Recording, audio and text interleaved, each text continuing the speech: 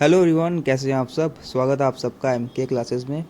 तो रिसेंटली जो JKSSB chairman का इंटरव्यू गुलिस्तान न्यूज़ के द्वारा लिया गया था, उसमें एक पॉइंट रह चुका था हमारा, जिसमें उन्होंने पीएम पैकेज एस्पायरेंट्स को, जो लोग क्लास 4 एस्पायरेंट्स से कंपेयर कर रहे थे कि उसमें ग्रेजुएट्स अलाउड हैं, इसमें ग्रेजुएट्स अलाउड क्यों नहीं, तो इसके ऊपर भी उन्होंने अपना पॉइंट रखा है।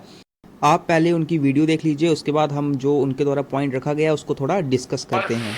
क्योंकि उसमें 7 कैटेगरीज ऑफ पोस्ट हमारे पास थी पीएम पैकेज में। 1997 पोस्टें आई थी, जिसमें sub inspector finance, assistant compiler, field assistant agriculture का, assistant store keeper, then depot assistant वगैरह वगैरह, और क्लास 4 की। अभी हमने 2 कैटेगरीज की लिस्ट निकाली है, सब इंस्पेक्टर की और असिस्टेंट कंपाइलर की। ये 997 पोस्ट है, बाकी 1000 का प्रोसेस चल रहा है। अब हम नेक्स्ट कर रहे हैं एग्रीकल्चर डिपार्टमेंट की। हमारे पास 3 पोस्टें हैं, स्टोर की असिस्टेंट स्टोर कीपर है, फील्ड असिस्टेंट है और फील्ड सुपरवाइजर है।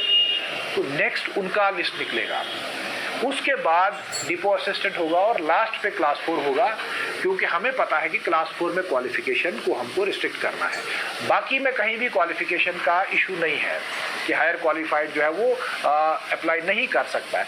तो हम पहले बाकी को एग्जॉस्ट कर देंगे और लास्ट पे जो बचेंगे उनको फिर क्लास 4 के लिए करेंगे। और उसमें भी मैं आपके चैनल से बताऊंगा बिल्कुल सेम प्रोसीजर, क्योंकि क्वालिफिकेशन का जो एसआरओ है वो एसआरओ 99 है, जो सब पे एप्लीकेबल है, हर क्लास 4 पोस्ट पे एप्लीकेबल है। तो हम वही क्वालिफिकेशन का नॉर्म जो है वो हर, ये नहीं कि पीएम पैकेज, हर किसी क्लास 4 की सिलेक्शन पे अप्लाई करेंगे। अब सवाल रहा कि पहले क्या होता था, ये भी मैं थोड़ा सा क्लैरिफाई करूं। पहले कभी भी रिटन एग्जाम नहीं होता था क्लास 4 के लिए। पहले एकेडमिक मेरिट पे सिलेक्शनें होती थी। ये एक मिथ फैलाया जा रहा है, एक कोशिश की जा रही है कि हम इसको थोड़ा डिस्टॉर्ट करें फैक्ट्स को। वो उसमें 12th के बेसिस पे ही सिलेक्शन होता था, 12th की क्वालिफिकेशन के बेसिस पे, या उसमें जितने मार्क्स किसी के होते थे। तो इस तरह से चूंकि एकेडमिक मेरिट सिलेक्शन का बेसिस होता था, तो तब भी सिलेक्शन जो है वो 12th के मार्क्स पे होती थी। आज जो है वो चूंकि रिटन एग्जाम है, तो उसमें हमें मार्क्स की तो कोई वेटेज तो देनी नहीं ना है। तो रिटन एग्जाम में मैं कैसे सेग्रीगेट करूं कि ये ग्रेजुएट बैठा है या नहीं बैठा। मुझे तो इंश्योर करना है खाली 12th वाला ही बैठे, क्योंकि मेरिट तो उसी का बनाना है मुझे। सो पहले प्रोसेस डिफरेंट होती थी। अब जो ये तो 2020 के रूल्स के बाद ये तय हुआ कि क्लास 4 की रिक्रूटमेंट एग्जाम के जरिए से, रिटन एग्जाम के जरिए से होगी। So today the process is different.